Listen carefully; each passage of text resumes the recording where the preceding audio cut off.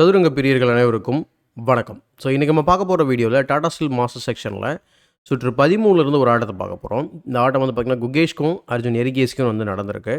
So இந்த ஆட்டம் வந்து பார்த்திங்கன்னா ரொம்ப ரொம்ப முக்கியமான ஆட்டம். டை பிரேக் வந்து ஃபோர்ஸ் ஆனதுக்கு இந்த ஆட்டமும் முக்கியமான ஒரு காரணமாக இருக்குது.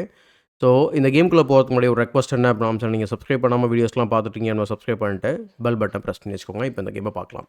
இந்த கேம் வந்து நம்ம அர்ஜுன் எரிகேசியோட வந்து பக்கம் பார்த்தோம் அப்படின்னா நல்லாயிருக்கும். ஸோ அதனால் போர்டு ஆல்ரெடி ஃப்ளிப் பண்ணி வச்சுட்டேன். ஸோ கேம் வந்து E4 ஓப்பன் பண்ணிட்டாரு. E5 ரிப்ளையாக இருக்குது. நைட் F3க்கு நைட் F6. இது ரொம்ப காமனாக நம்ம வந்து பார்த்ததில்ல. ஏன்னா அர்ஜுன் எரிகேசி வந்து ஏற்கனவே வந்து நிறைய ஆட்டங்கள் வந்து தோல்வி அடைஞ்சதுனால அவர் வந்து பெட்டர் ஆஃப் சூஸ் பண்ணுறாரு. கேம் வந்து ட்ரா பண்ணால் போதும்னு நினைக்கிறாரு. ஸோ நைட் டேக்ஸ் E5, அதுக்கப்புறம் D6 எல்லாமே காமனான மூவ் தான்.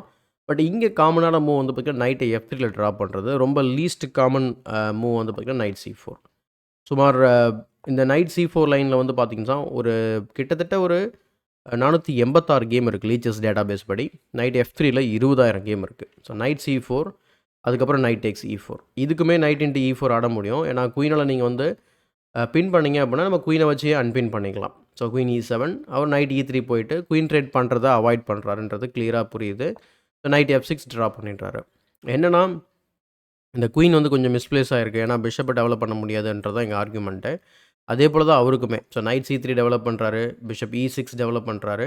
ஏன்னா நைட் வந்து உள்ளே ஜம்ப் ஆகிட்டு இந்த பிரச்சனை எதுவும் பண்ணக்கூடாதுன்னு சொல்லிட்டு. ஸோ G3, ஸோ பிஷப்பை வந்து ஃபேன் ஷூட்டை பண்ண பார்க்குறாரு. அதுக்கப்புறம் நைட் C6 பார்க்குறோம். அண்ட் நைட் C6க்கு அப்புறம் இந்த பொசிஷனில் வந்து பான் டு D5 கண்டிப்பாக ஒரு பெட்டர் மூவ். சப்போஸ் நீங்கள் இதை யோசனை பண்ணிங்க அப்படின்னா தாராளமாக விளையாடலாம். பிஷப் G2 ஆடினதுக்கப்புறம் இங்கே வந்து 4க்கு அந்த மாதிரி எதுவும் நமக்கு பிரச்சனை கிடையாது. நான் பிஷப் இன்ட்டு B7 இருக்குது. அதை ஆட முடியாது பேசிக்காக. அதுக்கு பதில் நீங்கள் C6 வந்து ரொம்ப இன்ட்ரெஸ்டிங்கான ஒரு மூவ். ஜஸ்ட்டு ஒரு ராக் சாலிடான ஸ்பான் ஸ்ட்ரக்சர் வந்து அகேன்ஸ்ட் த பிஷப் வந்து நம்ம பண்ணலாம். பட் கேமில் நைட் C6 டெவலப் பண்ணுறாரு. பிஷப் G2 கிட்டத்தட்ட அவருக்கு சென்டரே இல்லாத மாதிரி ஆடிட்டுருக்கிறாரு. அதே போல் இந்த பொசிஷனில் வந்து பிஷப் G2 வந்து விளையாடுனதுக்கப்புறம் கேமில் குயின் D7 விளையாடுறாரு. இது ஏன் குயின் D7 அப்படின்னு சொன்னால், அவர் வந்து இந்த C6 வந்து டேமேஜ் ஆகக்கூடாதுன்னு பார்க்குறாரு. ஏன்னா சம்டைம்ஸ் பிஷப் இன்ட்டு C6 அடிக்கும்போது உங்களுக்கு ஸ்பான் ஸ்ட்ரக்சர் வந்து டேமேஜ் ஆகும். குயின் சைடில் வந்து கேன்சல் பண்ண நினைக்கிறாரு. ஏன்னா பிஷப் வந்து பார்த்திங்கன்னா சரியான ஒரு ஸ்கொயர் இல்லை டெவலப் பண்ணுறதுக்கு. அதனால் குயின் D7 ஆடுறாரு. இதே நம்ம பிளாக் வந்து ஒயிட்டோட பார்த்து, அதாவது பிஷப் G2 மாதிரி நம்மளும் G6 போட்டு பண்ணலாமா அப்படின்னு கேட்டிங்கன்னா கண்டிப்பாக பண்ணலாம். அதில் சின்ன இஷ்யூஸ் இருக்குது. நைட்டு உள்ளே ஜம்ப் ஆக வாய்ப்பு இருக்குது.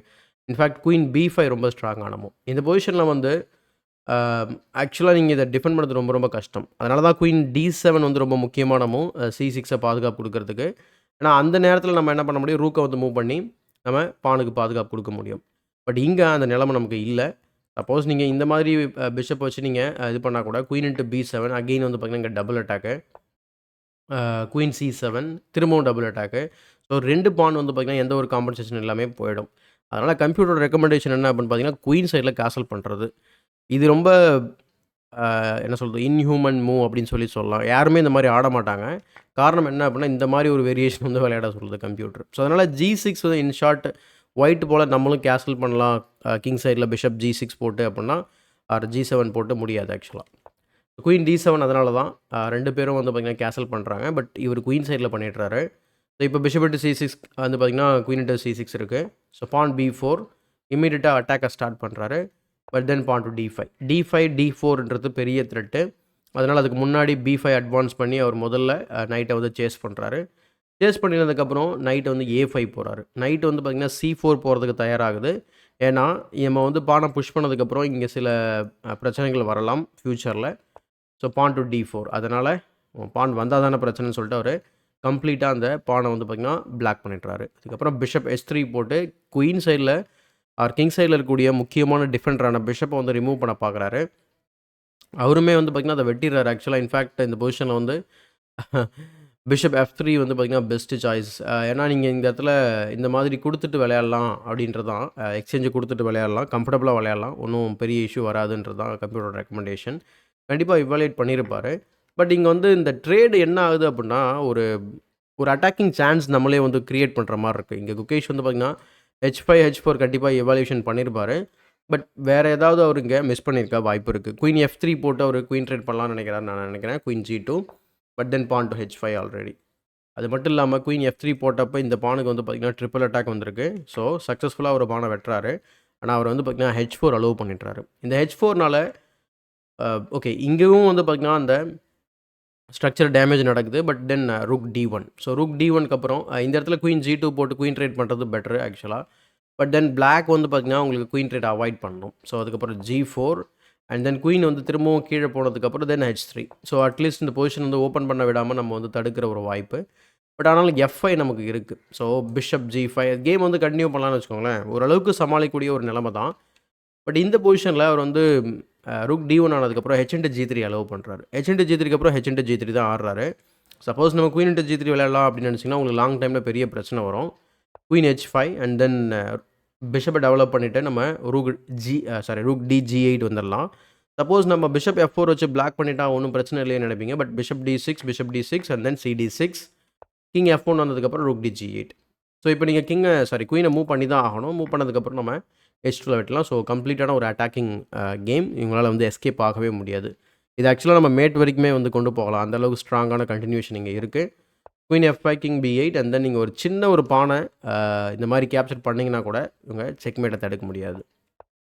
ஸோ இது போல் ஸோ எல்லாமே வந்து பார்த்திங்கன்னா கிட்டத்தட்ட ஃபோர்சிங் மூவ். ஸோ சப்போஸ் நீங்கள் ரூக்கை மூவ் பண்ணிங்கன்னா தென் இந்த மாதிரி செக்மேட் பண்ணிடலாம். ஸோ ஆக மொத்தத்தில் in short queen tax G3 வந்து நம்மளால் வந்து பார்த்திங்கனாக்கா விளையாட முடியாது. ஏன்னா குயின் ட்ரேட் பண்ணலாம் நினைப்பாங்க. பட் பிளாக் வந்து நெசசரியாக அதை வெட்ட வேண்டியதில்லை. ஏன்னா ஃபோர்சிங் மூவ் கிடையாது. ஸோ நைட் C4 வராரு. அதுக்கப்புறம் பிஷப் F4 பார்க்குறோம். Bishop H6 bishop into H6 and then rook into H6. So ரூக்கும் டெவலப் ஆகுது. இருந்த ஒரு பீஸையும் அவர் வந்து அவர் ஆக்டிவான பீஸையும் ட்ரேட் பண்ணிட்டார். இப்போது D8ல் இருக்கக்கூடிய ரூக்குமே வந்து பார்த்திங்கன்னா ஜாயின் பண்ணி ஒரு அலக்கைன் கன் வந்து ஃபார்ம் பண்ண போகுது. ஆக மொத்தத்தில் இந்த பொசிஷன் வந்து பார்த்திங்கன்னா last position already. Queen G2 போயிட்டு இப்போ குயின் ட்ரேட் பண்ணலான்னு சொல்லி ரியலைஸ் பண்ணுறாரு. பட் கண்டிப்பாக இப்போ குயின் ட்ரேட் பண்ண அவர் ஒத்துக்க மாட்டாரான்னு நினைக்கிறேன். So queen H5 and then rook AB1. So rook DH8 விளையாடுறாரு. ரூக் AB1க்கு அப்புறம் ரூக் B4 நைட் அட்டாக் பண்ணுறாப்புல. ஸோ இந்த இடத்துல ரூக் B4க்கு அப்புறம் நைட் அட்டாக் பண்ணால் நைட் A3 போகுது. அதுக்கு பதில் நைட் D6 ரொம்ப சிம்பிளாக விளையாடலாம். ஸோ எந்த பிரச்சனையும் வராது. இங்கே நைட் A3க்கு அப்புறம் இங்கே ஒரு ப்ரில்லியண்ட்டான ஒரு ட்ராப் வந்து செட்டப் பண்ணுறாரு ஆக்சுவலாக குகேஷ். என்ன ட்ராப் அப்படின்னா பான் டு B6. இதில் என்னங்க பெரிய ட்ராப் அப்படின்னு பார்த்தா ரொம்ப சிம்பிளாக இந்த பானை நம்ம இக்னோரே பண்ண முடியாது. லைக் நீங்கள் நைட் இன்ட்டு C2 ஆட முடியாது. ஆனால் B இன்ட்டு A7 அதுக்கப்புறம் குயின் வரதை தடுக்க முடியாது. நீங்கள் கிங் D7 ஆடினீங்க அப்படின்னு சொன்னால் ரூக் இன்ட்டு B7. ஓகேங்களா? அதனால் நைட் இன்ட்டு C2 நம்மளால் ஆட முடியாது. சரி C இன்ட்டு B6 அடித்தோம் அப்படின்னா கேமில் அதுதான் நடந்திருக்கு. ஸோ A இன்ட்டு B6 விளையாடலான்னு பார்த்தா கேம் வந்து ஈக்குவல் பண்ணிடலாம். ஸோ இந்த மாதிரி இன்ஃபேக்ட் இங்கே வந்து நம்ம ரூக் ட்ரேட் பண்ணதுக்கப்புறம் அட்டாக் வந்து பெருசாக கண்டினியூ பண்ண முடியாது. பட் இருந்தாலும் பிளாக் கொஞ்சம் பெட்டராக இருக்கார். பட் அதை புரிஞ்சுக்கிட்டு இந்த ட்ராப்பை கால்குலேட் பண்ணிடுறாரு ப்ராப்பராக. ஸோ C இன்ட்டு B6 வந்து விளையாடுறாரு. அதுக்கப்புறம் rook A4 knight B5. So குயினோட சப்போர்ட் இருக்குது ஆக்சுவலாக. உங்களால் அதை வெட்டவும் கூட முடியாது ஆக்சுவலாக. ஸோ வெட்டினிங்கன்னா உங்களுக்கு mate. So queen D1 and then queen F1 rook H1 check mate. So rook H1 king G2 and then அடுத்த ரூக்கை வச்சு H2ல வச்சு மேட் பண்ணிடலாம். அதனால் ரூக்கை வந்து அந்த பேக் ரேங்க் இஷ்யூவில் வந்து தப்பிச்சிடுறாரு. அதுக்கப்புறம் நைட் இன்ட்டு C3. இங்கே வந்து செக்கோட வந்தாலும் கிங் D8 மூவ் பண்ண கிங் B8மே விளையாடலாம். பட் கிங் D8 வந்து விளையாடுற ரொம்ப ப்ரிசைஸான மூவ் இது ஆக்சுவலாக. அண்ட் தென் F3 ஆடுறாரு. F3க்கு அப்புறம் இங்கே வந்து பெரிய பிளண்டர் இது ஆக்சுவலாக. மேட்டு தடுக்கவே முடியாது. அந்தளவுக்கு ஒரு பெரிய பிளண்டர். நேரம் நீங்கள் ஸ்பாட் பண்ணியிருப்பீங்க நான் நினைக்கிறேன். Queen to B5. So queen to B5ல என்ன இஷ்யூ அப்படின்னா நம்ம இங்கே போயிட்டு நம்ம குயின் ஆக்சுவலாக வின் பண்ணிடலாம்.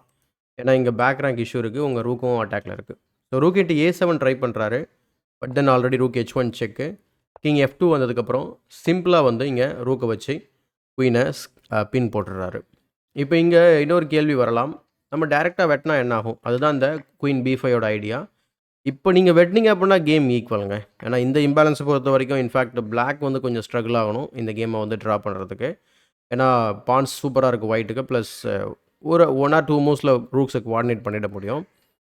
அதனால் இந்த முக்கியமான மூவ் வந்து பார்த்திங்கன்னா குயின் ட்ரேட் பண்ணுறது கிடையாது. அதுக்கு பதில் குயின் B1 செக்கை கொடுக்குறது. ஸோ குயின் B1 செக் கொடுத்தோம் அப்படின்னா கிங் மூவ் பண்ணி ஆகணும். அதுக்கப்புறம் நம்ம வந்து செக்மேட் பண்ணிடலாம். ஸோ கிங் இன்ட்டு H1 அந்த மாதிரி போகும்.